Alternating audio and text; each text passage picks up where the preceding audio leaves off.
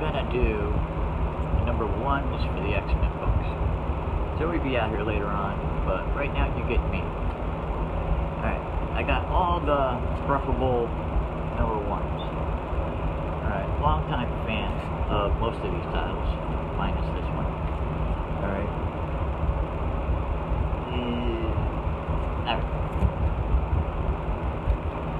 I'm not the biggest New Mutant guy in the world, but why are they in outer space?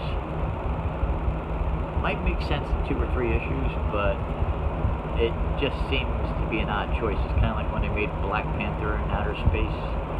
There are certain characters that do that, and then there are certain characters that don't look right to me. Alright, this story may be better. I got all the issues, I haven't read them yet. Alright, but so far, this is the weak link of the chain. Alright, my opinion. Alright. Vampires, again. Alright, mind control, again. Alright, art's great. Vampires, mind control. Alright, see where it's going. Could have done better. This seems like there's gonna make one mistake that I think Tom King made with Batman. They drag out the book. There's too much stuff in the book. Like in Batman from 1 to 85. There's too much content that doesn't really interest you. Alright, where you're trying to drag it out for too many issues.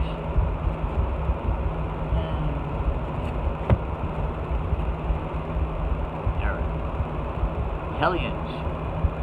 Good. This was kind of like the X-Men version of Suicide Squad meets the Dirty Dozen. I'd like to see somebody under the age of 30 know who the Dirty Dozen was. Quote, Lee Marvin.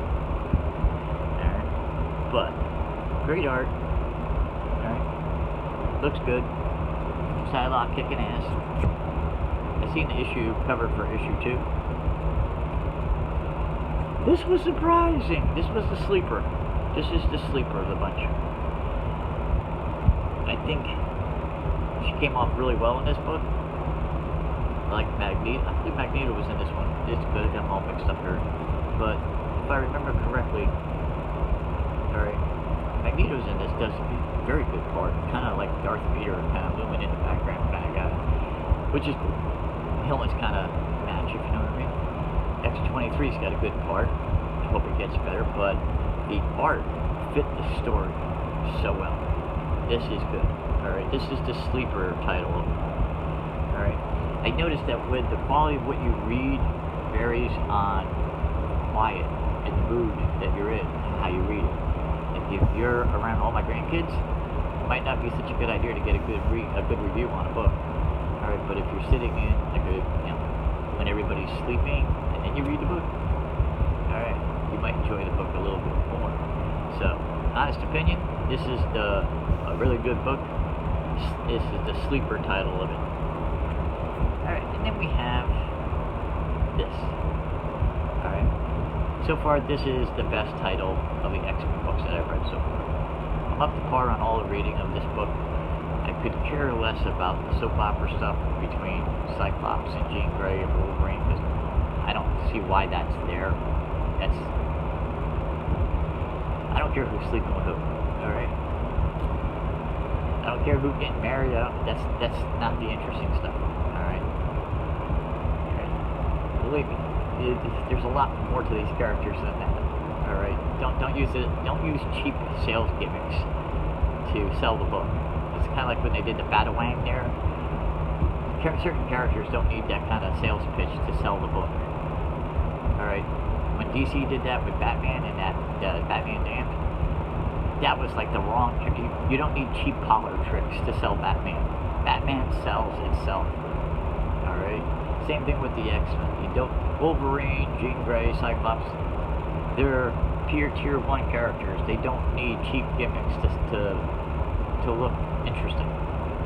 Alright, but these are my X-Men. Oh wait, I forgot one.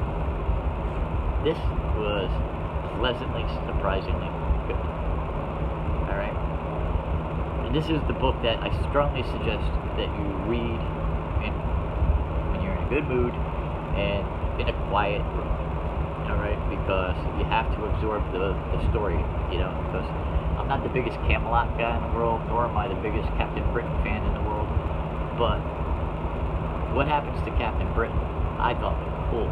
That costume on him looked a lot better than the dingy one he's been wearing. I like the original Captain Britain costume, but the one that he's been wearing for the last so many years, that just does not, that's not a cool costume. The one he's wearing at the end of this book is cool, and what they did to her costume, that really looks cool.